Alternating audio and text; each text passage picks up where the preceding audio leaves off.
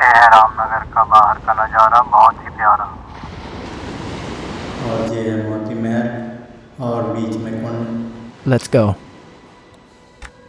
Hello guys, जय सेवा जय गौंड। आज हम जा रहे हैं मोती महल। मंडला जिले के रामनगर पर स्थित है। धनौरा से रामनगर की दूरी 82 किलोमीटर है। अभी हम घर से निकल चुके हैं और हमारे साथ में धनराज कौरे थी और चंदर सिंह कौरे थी। हम पहुंच गए हैं धनौरा से सीधे चलेंगे मंडला रोड के लिए। अब हम पहुंच गए पंडरई से चलते हैं। अब हम पहुंच गए बाईपास। फाइनली हम मंडला पहुंच चुके हैं और पुल पार करते हुए, और ये मानवदा का तीर्थ स्थल भी है। मंडला से रामनगर की दूरी 18 किलोमीटर है और हम मंडला से निकल चुके हैं। अब हम पहुंच गए हैं रामनगर का पुल पार करते हुए।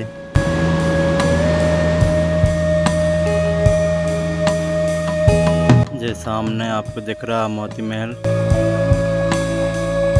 अभी हम रुकते हैं थोड़ी देर मानवदा के घाट पर।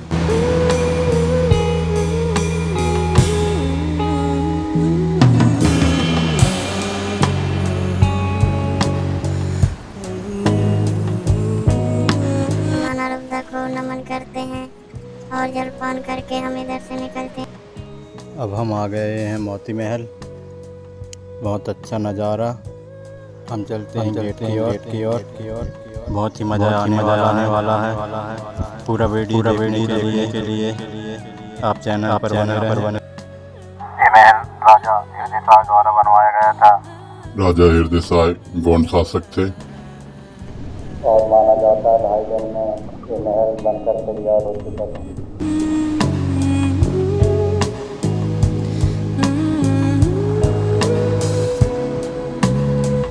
हम पहुंच गए हैं मेन गेट पर। अंदर चलते हैं और अंदर जाने के 20 रुपये चार्ज है। और ये है मोती महल। बहुत ही प्यारा नज़ारा। चलो आपको आगे दिखाते हैं। साथ में हमारे धनराज मामा और चंदर से मामा जो टीचर हैं, इनका कुछ काम था मंडला में। इन्होंने बोला हमको चलो मंडला घूम के आते हैं, और हम मंडला से रामनगर आ गए। अब हम आ गए हैं ऊपर। चलो आपको दिखाते हैं आगे नज़ारा। दोस्तों, बात करें इस किले के निर्माण के बारे में, तो इस किले के निर्माण को लेकर 2 तरह की कहानियाँ प्रचलित हैं, जिसमें से पहली तो ये है कि इस पूरे महल के निर्माण कार्य में केवल 2.5 दिन का समय लगा था। माना जाता है कि राजा हृदय शाह तंत्र विद्या के बहुत बड़े ज्ञाता थे और उन्हीं की तंत्र विद्या की सहायता से इस जगह पर पत्थर बुलाए गए थे। कुछ कथाओं के अनुसार पत्थर उड़कर आए थे और कुछ का मानना यह है कि पत्थर को लुढ़काते हुए लाया गया था। लेकिन दोस्तों, इतने बड़े महल का निर्माण वो भी केवल 2.5 दिन में करवाना, इस बात पर यकीन करना थोड़ा मुश्किल है। ये है बाहर का नज़ारा, आप देख सकते हैं। लेकिन वहीं दूसरी तरफ पुरातत्व विभाग के अनुसार इतना बड़ा किला 2.5 दिन में नहीं बन सकता। उनके अनुसार 1651 में इसकी नींव रखी गई थी और 1668 में ये बनकर तैयार हुआ था। ये महल 7 मंजिला है, जिसमें 106 कमरे और 45 सीढ़ियाँ हैं।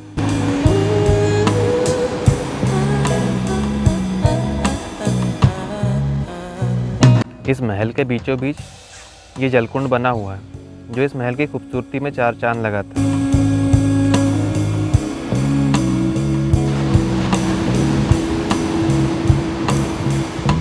ये है ऊपर जाने के लिए सीढ़ी।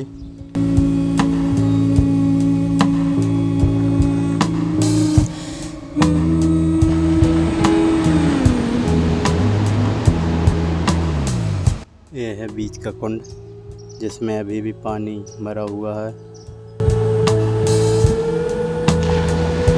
दोस्तों, ये नर्मदा नदी है जो महल के बिल्कुल सामने से बहती है। दोस्तों, माना जाता है कि इस मोती महल से मंडला और जबलपुर के मदन महल तक सुरंगें बनी हुई थी, और वो सुरंगें इतनी बड़ी थी कि उनमें घोड़े चला करते थे। उन सुरंगों से मंडला की दूरी यहाँ से मात्र 9 किलोमीटर और जबलपुर के मदन महल की दूरी मात्र 68 किलोमीटर की थी। अपने शासनकाल के दौरान राजा हृदय शाह ने रामनगर में कई महल और मंदिरों का निर्माण करवाया था, जिनमें से अधिकांश आज भी सुरक्षित हैं।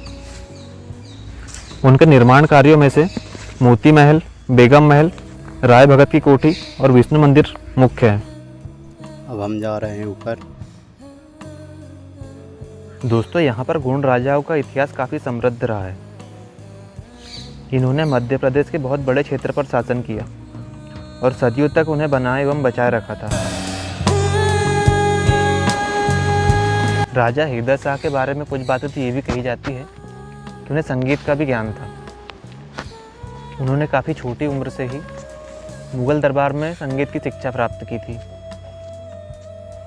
संगीत की शिक्षा प्राप्त करते करते उन्हें वहीं पर मुगल राजकुमारी चिमनी से प्रेम हो गया था और वो राजकुमारी चिमनी को यहाँ ले आए और उनके लिए बेगम महल का निर्माण करवाया गया था।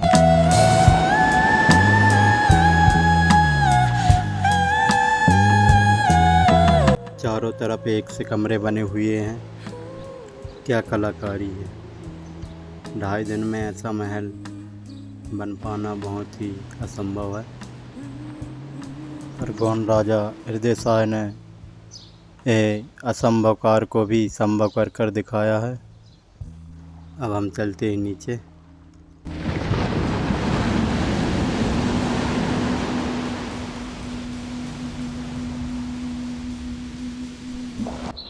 ये लगा बरगद का पेड़। और धनराज मामा फोटो शूट के लिए तैयार होते हैं।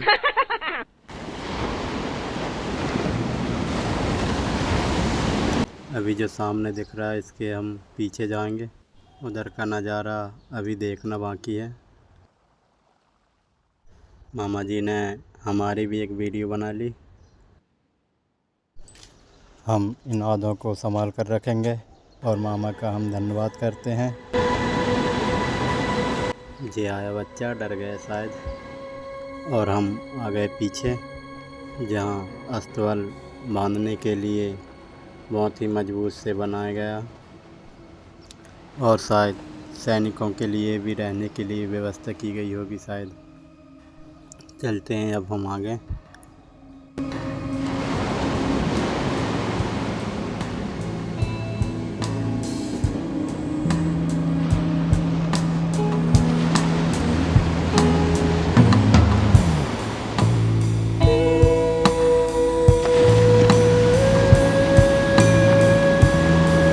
अब हम हो रहे हैं रिटर्न।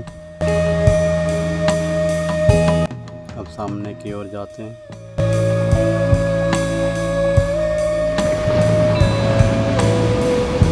और ये है गोंडवाना की आन बान शान, सतरंगी झंडा लहराता हुआ। अब हम चलते हैं बाहर की ओर।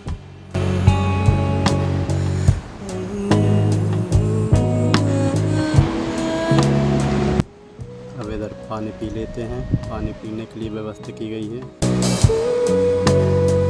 अब हम आ गए हैं बाहर और ये है मोती महल के बारे में जानकारी।